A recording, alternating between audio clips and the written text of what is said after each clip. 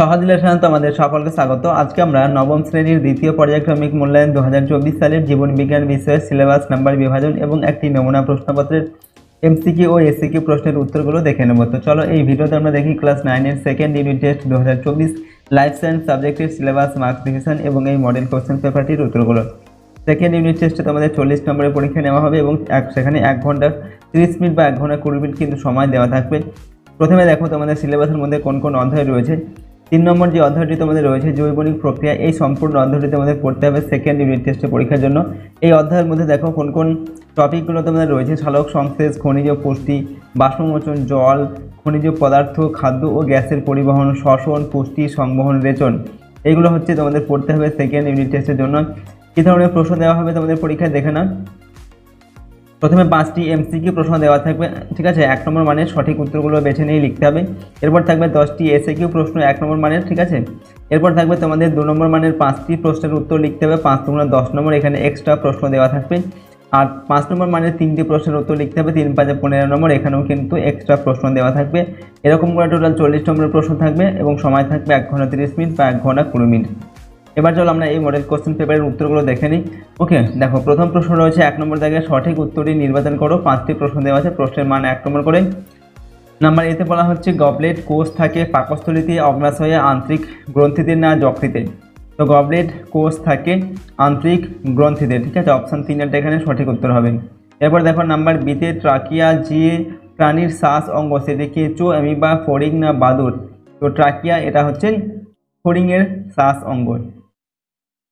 Next প্রশ্ন number C, জল পরিবহন যার মাধ্যমে ঘটে সেটা হচ্ছে জাইলেম, ফ্লোয়েম, উভয় না কোনোটি নয়। সঠিক উত্তরটা হচ্ছে জাইলেম, এর মাধ্যমে জল পরিবহন ঘটে। এরপর দেখুন নাম্বার ডিতে O2 ও CO2 পরিবহন করা কোন রক্তকোষের কাজ, ঠিক আছে। এখানে অপশান দেওয়া আছে লোহিত রক্তকণিকা, শ্বেত রক্তকণিকা, অনুচক্রিকা না সবগুলি। তো অক্সিজেন ও কার্বন ডাই অক্সাইড পরিবহন করে কে? লোহিত রক্তকণিকা। অপশান এ, অপশান 1 সঠিক উত্তর হবে। নাম্বার ইতে দেওয়া আছে ফ্লেম কোষ দেখা যায় অ্যামিবা, ফিতাকৃমি, কেঁচো না হাইড্রার দেহে। তো সঠিক উত্তরটি হচ্ছে ফিতাকৃমি, এর দেহে দেখা যায়, ঠিক আছে, ফ্লেম কোষ। 2 নম্বর থেকে নির্দেশ মতো অতি সংক্ষিপ্ত প্রশ্নের উত্তর দাও। এখানে 10টি প্রশ্নের উত্তর লিখতে হবে, প্রশ্নের মান 1 নম্বর করে।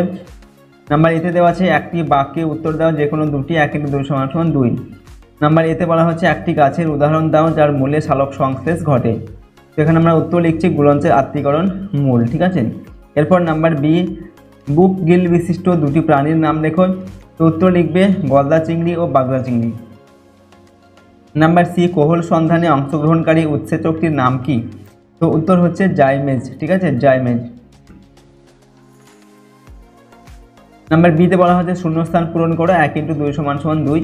এখানে নাম্বার এতে দেওয়া আছে একটি আংশিক পরজীবী উদ্ভিদ হলো ড্যাশ। তো একটি আংশিক পরজীবী উদ্ভিদ হচ্ছে চন্দন। পরের প্রশ্ন হচ্ছে নাম্বার বি, মল থেকে পুষ্টি সম্পন্নকারী প্রাণীদের বলা হয় ড্যাশ। এখানে উত্তর লিখবেন কপ্রোফ্যাগাস বলা হয়, ঠিক আছে। পরের প্রশ্ন নাম্বার সিতে সত্য অথবা মিথ্যা নির্ণয় করো, 1 × 2 = 2। নাম্বার এতে দেওয়া আছে এস এ নোডকে রিজার্ভ পেসমেকার বলে। তো এটা আমাদের হবে মিথ্যা।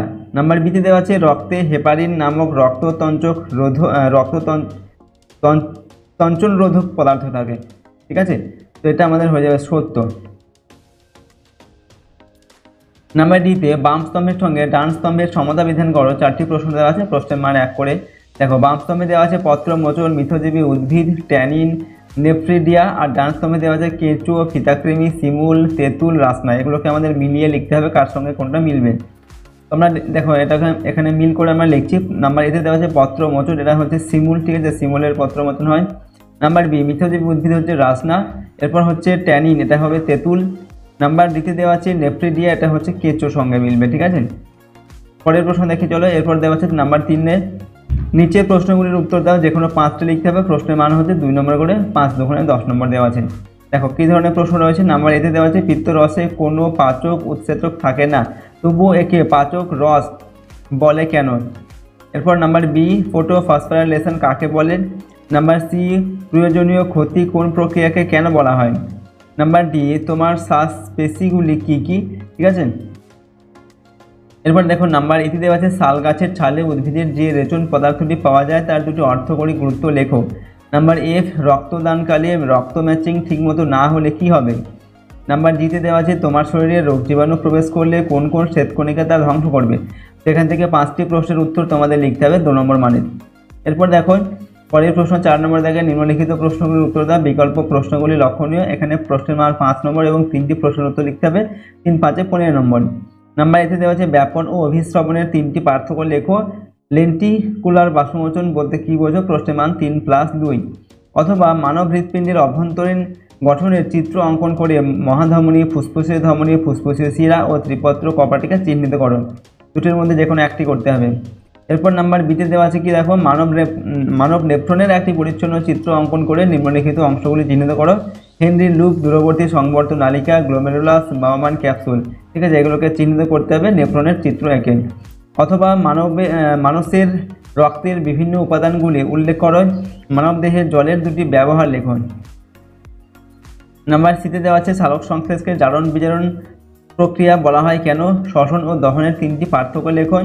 এর সঙ্গে অথবা দিয়ে বলা হচ্ছে গ্লাইকোলাইসিস কাকে বলে, রেচনের যকৃতের ভূমিকাগুলি আলোচনা করো।